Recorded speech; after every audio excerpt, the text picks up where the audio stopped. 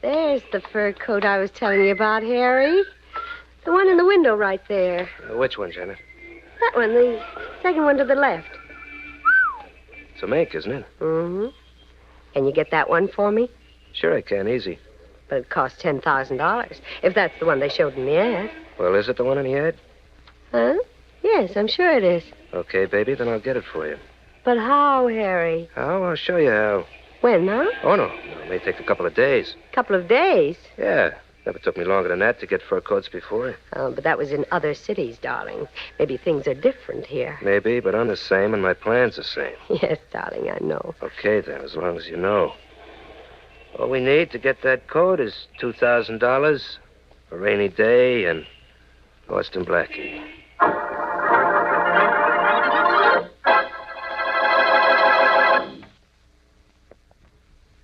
And now on to Dick Kollmar as Boston Blackie.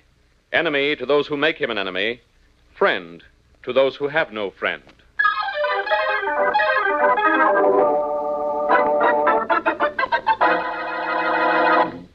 Okay, Janet, let's get moving. You got the coat, Harry, the mink? What'd you think I was doing while you were paying 2 G's for that Persian lamb? Oh, where is it, Harry? Where's the mink? Right here on my arm under the raincoat. Oh. Hey, I'm getting soaked. Yeah. Taxi! Hey, taxi! Taxi! Oh, that's good. Yeah, come on, Janet. Yeah. Oh, we're in luck all day today. Got a cab at the first try. Come on, get it. Yeah. Oh, it's good to get out of the rain. Yeah, you ain't kidding. Here's all Weston Hotel, driver. Okay.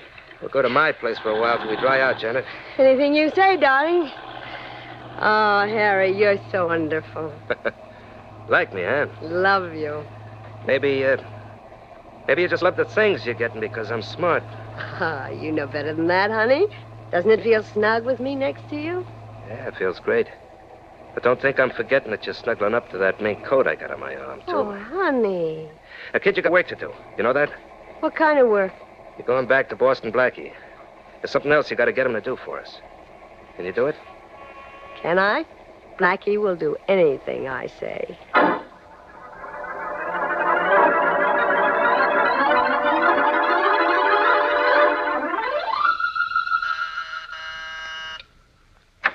Hello, Blackie. Oh, hello, Janet. Come in. Thanks. Did you get the coat? Yes, I did. You obviously didn't have any trouble. Oh, none at all, thanks to you. Don't thank me for anything. I was glad to do it for you. Oh, but I want to thank you just the same, Blackie. After all, I couldn't have gotten it without your help. Well, you can have my help any time you want it, Janet.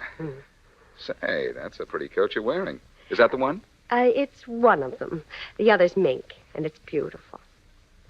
And Blackie, you're wonderful. I can't thank you enough. Don't look now, but you just thanked me very nicely. You're sweet. Wonderful and sweet. Say, I'm quite a guy. I should say you are. Blackie, I'd like to bring the mink to you. Would you keep it for me, please? Well, sure. But why? Well, I think it's safer with you. I don't like to keep it in my hotel room. Well, I'll keep it in a safe place for you until you leave town, if you like. Oh, well, that won't be for several days yet, maybe a week or two. And I'll want to get a few more things while I'm here. You'll help me with them, too? You can count on me. I'll do my part. As well as you did this time? Don't worry. You just name the store, I'll do the rest. Blackie, that's all I want to know.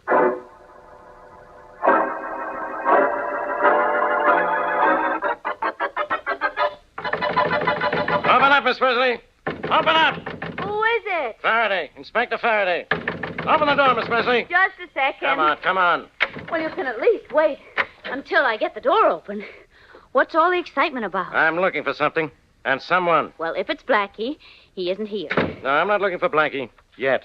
What I'm looking for right now is proof of something maybe you and Blackie did together. Well, let's see. We went to the movies together last night. Would you like to see the ticket stubs? No. I'd like to see some stolen furs. Stolen furs? Yeah. Stolen by a man and a woman. A description of the woman almost fits you. And I have a hunch the man is Harry Barlow, wanted for murder in Kansas. Well, that's fine, Inspector Faraday, but what does that have to do with Blackie? Plenty. Blackie phoned the stores and recommended some customers. Then shortly after they showed up, expensive fur coats were missing. And you think that I was the woman? Yeah. Well, I wasn't. Well, maybe you were, maybe you weren't. But I'm going to search this apartment just the same. Oh, no, you're not, Inspector. Oh, yes, I am, Miss Wesley. Not without a search warrant. Oh, you know the law, do you? I certainly do, and you can't search my apartment without a search warrant.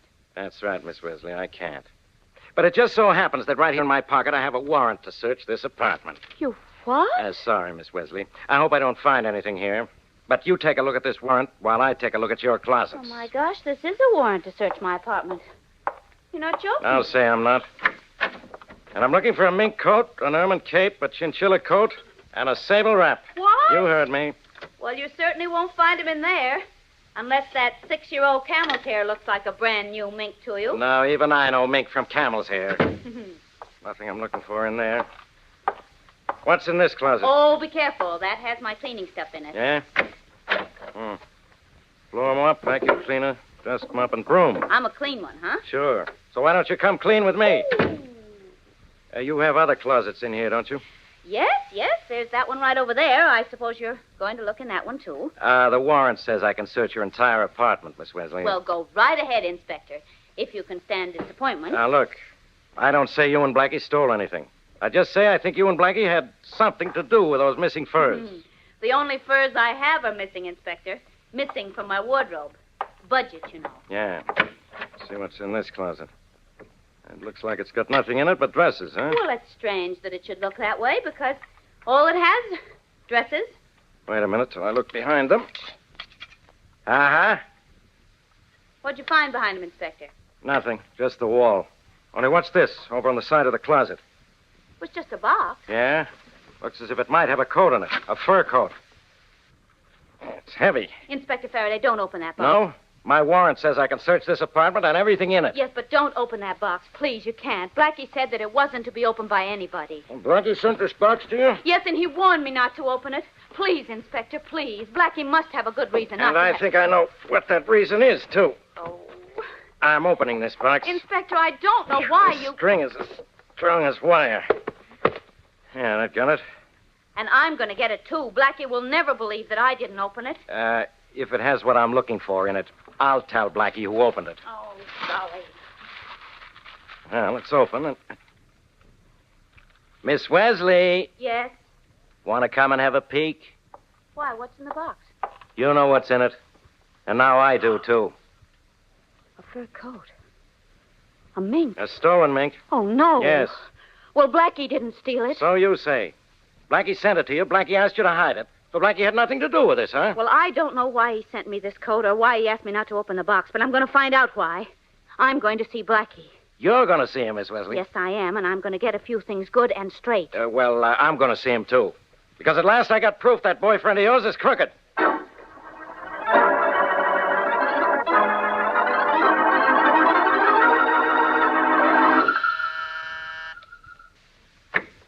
Hello, Blackie. Oh, Janet, come on in. You're alone? Uh-huh. How'd everything go at the store this afternoon? Not a single hitch. Look at the coat I got at Baxter's. Like it? Expensive? I got two. This one's the cheaper one. Everything worked out all right then, huh? Perfectly. Ah, I'm glad to hear it. Tell me something, Janet. Did you... Uh-uh. We're not alone anymore. Oh, dear. Come in. Hello, Blackie. Goodbye, Faraday. Don't you say hello or goodbye to me, Boston Blackie. What?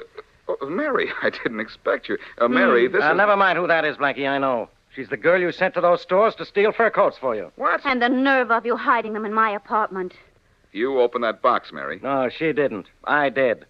And I know this girl is working with you. She's wearing the fur coat she got at Baxter's this afternoon. Blackie, you'd better do something about this. I'll say he better, Miss whatever your name is. He has some explaining to do. He can explain everything to me. Down at headquarters. Come on, lady. You're going with him. No, she Blackie. isn't, Faraday. You're not taking us anywhere. No? You deny you sent that coat to Miss Wesley's? No, I admit it, and I admit I told her not to open the box, too. Oh, why, Blackie? Why did you do let's that? not worry about why, Miss Wesley. He admits everything. And I think you'll admit this is a gun in my hand, too, Faraday. Blackie, put that gun away. Not till I put you away, Faraday, in this closet. Blackie, please don't. Quiet, What are Mary. you doing, I know what I'm Blackie? doing. Get in this closet, Faraday. All right, but Blackie, so help me. I'll take care of you. Blackie, what's the Blackie, matter? you shouldn't have done that. It's all right, Janet. Don't let Faraday bother you. Blackie, what is this all about? You have nothing to worry about, Mary. Oh, I haven't. I suppose this is all very funny. No, it's not funny at all. I have Faraday locked in that closet. Now you get into this one. What? Sorry, Mary. Sorry, but you're going to be left in the dark. Blackie! Blackie, what are you doing? Locking you in a closet, too. Can't you tell? Blackie, what'll we do now? Blackie! Janet, Huh? Blackie, please. those two are behind locked doors now. Yes? But we're not. We're getting out of here.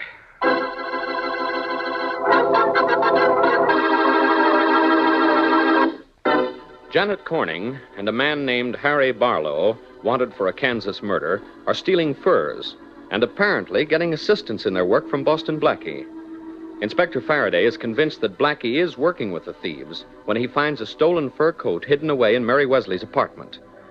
When confronted with this evidence, Blackie locks both Faraday and Mary in a closet and escapes with Janet. As we return to our story, Blackie and Janet are in Blackie's car driving down a street in a remote part of town. All right, Janet. Tell me what this is all about. Oh, Blackie, I'm awfully glad you asked that. I've been almost crazy trying to tell someone. But I've been afraid. And you're not afraid to tell me? No, because you can help me. Somebody better help me. I'm kind of trying to help you. I'm really messed up. Well, you'll get out of it, Blackie. You always do. But what about me? What about you? Well, you know who I am, don't you? Of course I know who you are. Niece of my best friend, Charlie Kingston. That's why I went to the trouble of locking Inspector Faraday in a closet. And that girl. Why did you lock her in a closet, too? So Faraday wouldn't know that she's in on this. Now, come on, tell me, what kind of a jam you in? Well, Blackie, I'm working with a man named Harry Barlow. Not because I want to, but because he tricked me into it. Mm-hmm. And Barlow is making you do what? Steal furs with him. How? Oh, it's all very simple. I go in and ask to look at furs, then while I buy a cheap one, Harry steals an expensive one I've looked at but didn't buy. Blackie, he made me get you to recommend us so that the stores wouldn't hesitate to show us their best stuff. Oh, so that's the racket. Mm. Okay. Can I get in touch with this fellow, Barlow? I'll give you his address. In fact, if you want to go and see him and walk in on him by surprise, I have the key to his room right here in my bag. No, never mind about that. Just give me his address. Where does he live? At 507 Lane Street. 507 Lane Street, huh? Yes. I think I'll go up and have a little talk with that guy. Oh, but Blackie, please be careful. He's dangerous. So am I sometimes, and this is one of those times. But he is. Really, he is. You're taking an awful risk, and you shouldn't do it. Not for me. I'm not doing it for you alone, beautiful. I'm doing it for myself, too. Furs are supposed to keep people warm. I can believe that. The ones you and Harry stole certainly have made it hot for me.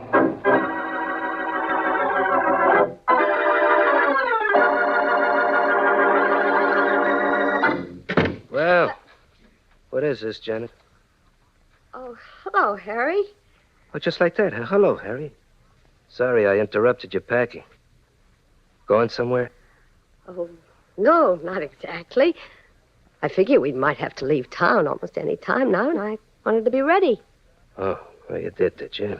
Mm-hmm. You weren't going to run out on me or anything like that, were you? Well, honey, you know better than that.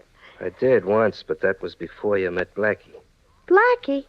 Oh, now, look, Harry. There's nothing between him and me. Well, I just sent him all the way to the other end of town on a phony address. He wanted to find you, honey. Find me for what reason, kid? To knock me off so you and him could be a team? Harry, you No can't... more lies, Janet. Here you are ready to pull out and leave me to take the rap for all those fur jobs. You figured we were through, didn't you? Oh, no, Harry, honest, I didn't. Kid, I got news for you. You and I are through, all right, but I decided that just now. I'm packing you in. You're hot as a two-bit pistol. You can be picked out by any of those sales girls that waited on you. I was going to string along with you in spite of that. But I changed my mind now. I'm leaving town, but you're staying here. Okay, Bud, that's all right with me. Is it? Yeah. It better be. You know, kid, you're just a natural-born double-crosser. You say you sent Blackie on a wild goose chase, okay? You crossed him. You were going to pull out of here, pick up your loot, and scram. That means you were going to cross me. You can't be trusted, Janet. You just can't be trusted. Look, Harry, you're going haywire. You're blowing your lid. I'm thinking good, baby. Very good. I'm getting out of town, and I'm leaving you here. I can't let you spill all about me to Blackie or the cops. No, I won't talk, Harry. Honest, I won't. I'll say you won't. This, Persian lamb coat here. Yeah? Lovely, isn't it? Yeah. Come here, baby. Come here. You know something? Hmm? You're lovely, too, Janet. It's too bad you couldn't play anything straight. Harry, you're not... Not what, dear? You're not... Oh, now, relax. Relax. That's better. You know, I just thought of something. Huh? You used to say when we started out in this racket that you wanted all the good things that you could grab. Yeah. Yeah. You wanted to be loaded with diamonds and smothered in mink. Yeah, but Harry, put that coat down. Hey, you wanted to be smothered in mink, huh? Well, you're going to have to make a slight sacrifice, darling. You're being smothered in Persian lamb.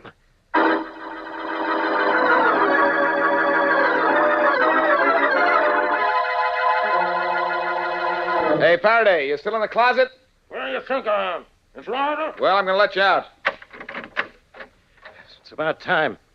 Where have you been? The phony address. Oh, your address is going to be the city jail in a minute. Hold it, Faraday. I know when I've made a mistake, and I admit it, too. You sure made a mistake locking me in that closet. That's the least of my mistakes, pal. Wait till I get Mary out of her closet. Mary, you all right? Oh, just fine. I love it in here.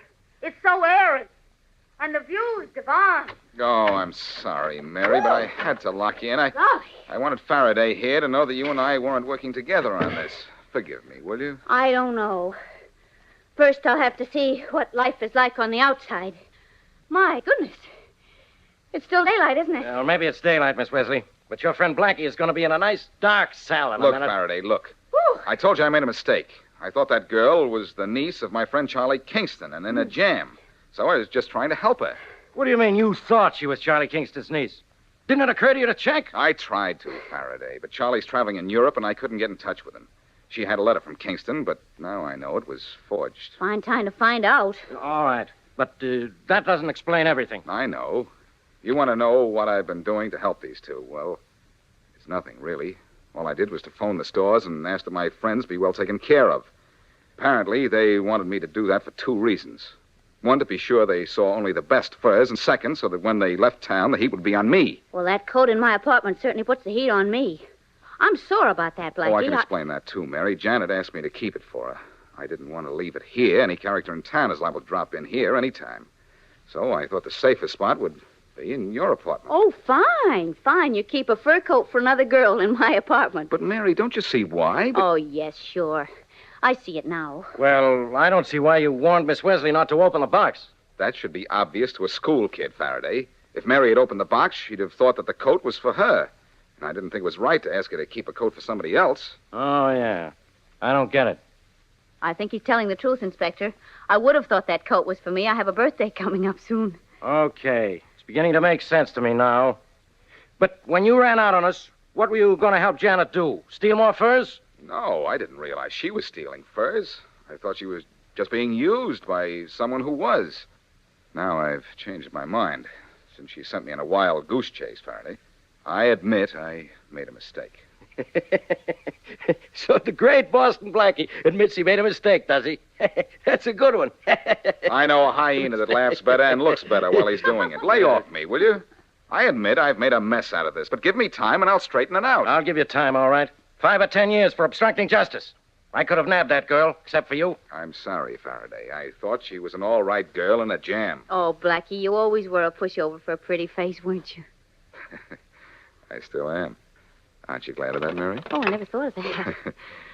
Hey, Faraday, who are you calling? Headquarters. Thanks to you and your stupidity, I'm going to have to send out an alarm for that girl. Look, I'll find her. I'll find her. Sure you will, in your office after I bring her in. If she isn't brought in my office pretty soon, you're going to be there yourself, under arrest. Homicide. Hello, this is Faraday. Oh, I'm glad you called, Inspector. We've been looking everywhere for you. And never mind about me. I want you to look everywhere for a girl named Janet. Corning. Janet Corning. 5 feet 5 inches, brown hair. Brown eyes and the cutest little dimples you ever saw. Brown eyes and the cutest little... I mean, she has prominent dimples. Get it? Yeah, I not only got the description, Inspector, but I've got the girl. What? Yes, sir. Well, hold her. I want to question her. Sorry, Inspector. I'm afraid you can't do that. She's on a slab in the morgue, dead. Dead? Yep. Smothered to death, we think. Okay, thanks. I'll be right down there.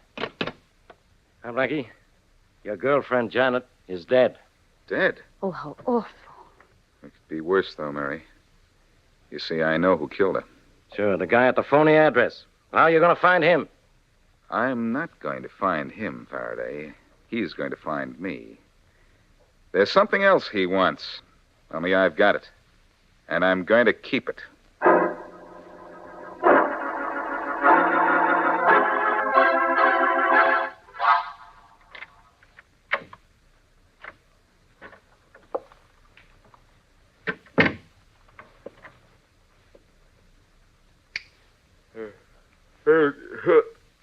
Who's that? You ought to know, Blackie. Oh. Who are you? What are you doing in my apartment? Maybe you'd like one answer at a time, huh? At this time of the morning, one at a time is all I can understand. Who are you? Harry Barlow. Mean anything to you? Yes. You're, Janet Corning's, part... Well, shall we say, or should I say the late Janet Corning's partner? But... Oh, you know she's dead, huh? Yeah. Blackie, you were awake enough to see this gun in my hand? I saw that before I saw you. I don't know which of you I'm sorry to see. Give me that key and you won't see either of us in a minute. What key? You know the key that Janet gave you, the key to the safe deposit vault where I got the furs hidden. Oh, that key? Yeah. I've got it, but Janet didn't give it to me. I lifted it out of her purse. What? Oh, what's the difference? How you got it, I want it. I'm leaving town and I'm not leaving without those furs. All right. With that gun in your hand, I guess there's nothing I can do but let you have the key. It's right there on the top of the drawer. I'll get it for you. Oh, no, you won't, Blackie. Get it myself. What's the matter? Don't you trust me? Sure, I trust you, Blackie, as long as you keep your hands right where they are. Yeah, that's the key, all right. Well, if you want to take it, I could argue with you, but not with that gun there. I'm going to take it, all right. It's a little present for Papa. Ha! Oh, I've got something for Papa, too, Harry. Oh. That's a poke in the jaw I gave you that knocked you out, Barlow. But wouldn't you like to know what hit you when you grabbed that key?